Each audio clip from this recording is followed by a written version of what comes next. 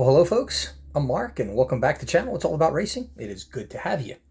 You know, folks, this episode is a remake of an earlier video that I did of this Zytec DBA 403S made by Spark in 143 scale.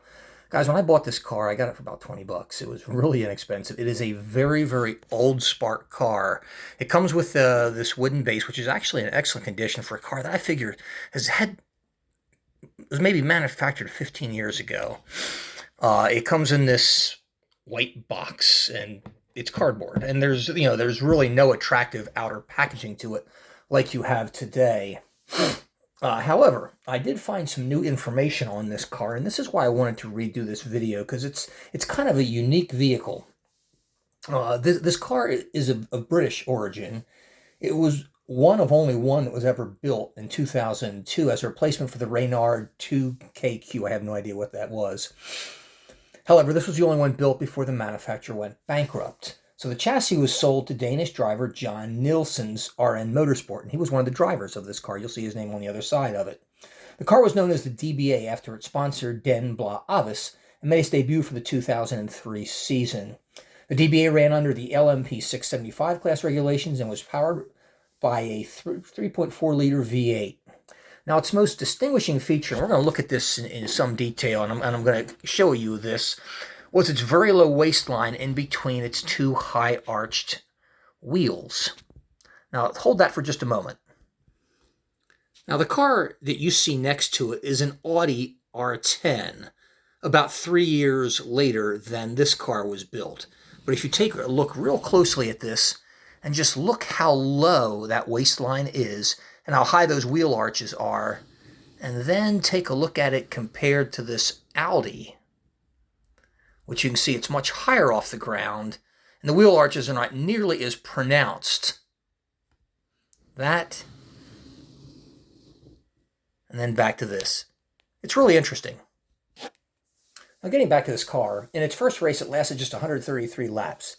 However, its performance was satisfying and convinced the owner, John Nilson, to make further changes to rename it and enter it in the 2003 Le Mans. That's this particular car that you are looking at.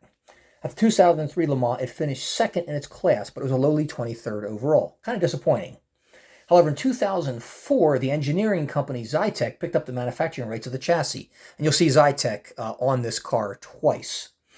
So apparently, they must have been the motorsports company that was running it in 2003. And they built a second one that was introduced at 2004, 24 Hours of Le Mans. At the 2004 Spa 1,000 kilometer, it finished third behind two Audis. Now, that is not too bad.